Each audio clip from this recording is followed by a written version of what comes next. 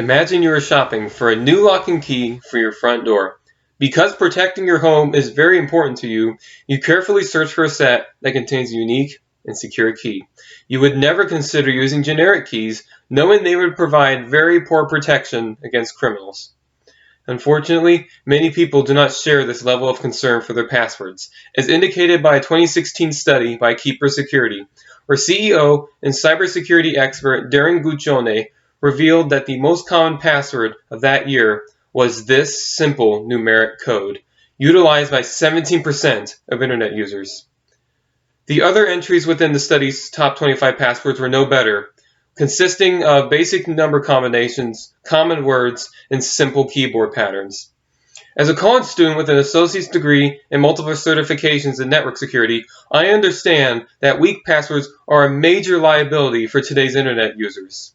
Because hackers are armed with powerful software that can easily discover weak passwords within minutes, it is imperative that users guard their online accounts with secure passwords they can easily remember.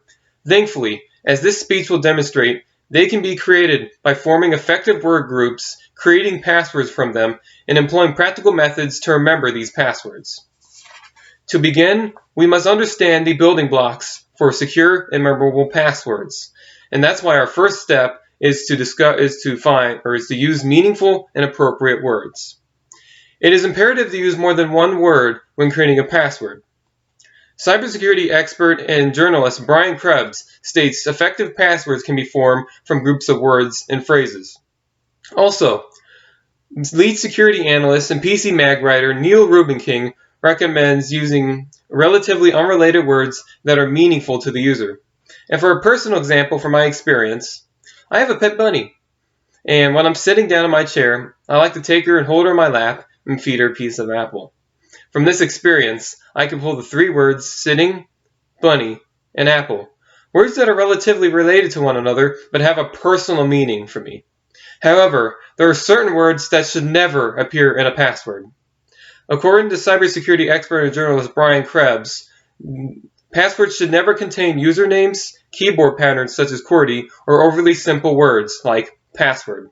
Also, a 2016 article from Keeper Security also recommends never using personal or common information such as the names of celebrities, sports teams, pets, or relatives.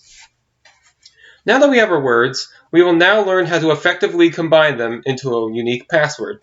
And that's why our second step is to alter the selected words and create a passphrase or password. So to begin, we need to create a passphrase. Lead security analyst and PC Mag writer Neil Rubinking recommends creating a lengthy and memorable passphrase. So going back to my example, I could take the three words I just discussed and put them together into a long phrase. Rubinking also recommends combining words and syllables in a poetic manner when possible to aid in memorization. To continue, we now need to add a manageable level of complexity to our password. This can be done by adding numbers, syllables, and uppercase letters to our phrase. Also, we can substitute letters within it with these characters. Going back to my example, we can simply add 2 hyphens in between the 3 words and perform some basic character substitution, as seen here. However, it's very important to not overdo complexity because this can hinder memorization. And that's why our third point is very important, which is to ensure the password is of a reasonable length. In his book, Perfect Passwords, IT security analyst Mark Burnett recommends making passwords that are about 15 characters, but no less than 12. He states that longer passwords are easier to remember, easier to type, but best of all, more difficult to break. Going back to my example, we can see that my password is a solid 19 characters long and is not too difficult to remember. Burnett explains that although complexity and length are very important, and especially are very powerful when combined, length is more important than complexity. Although we now know how to create an effective password, these passwords will be useless to us unless we can remember them, and that's why our final step is to employ practical methods to memorize them. One obvious method to remember a password is to write it down. According to Pew Research Center Lab Director Aaron Smith, a 2016 study conducted by his firm found that 49% of Internet users relied on writing down their passwords to remember them. However, InfoSec Institute writer Susan Morrow warns that this method is banned by most companies to protect passwords from being stolen.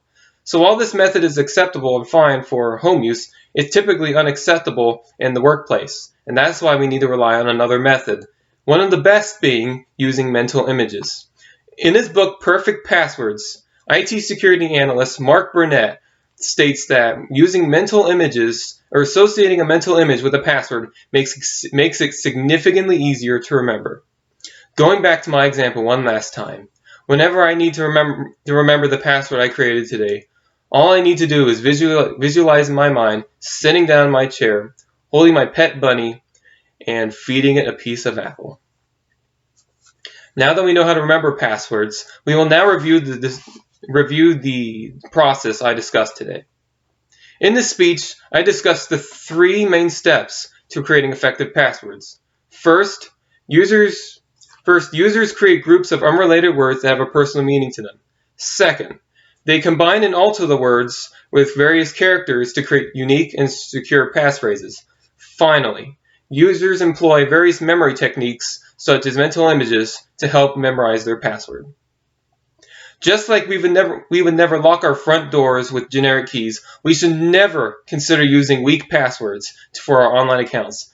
Thankfully, passwords do not have to be random lines of text, for emphasizing uniqueness, length, and personalization enables us to create effective ones that balance memorization and security. And with the steps I shared today, now you all can lock hackers out of your accounts and properly protect your private information.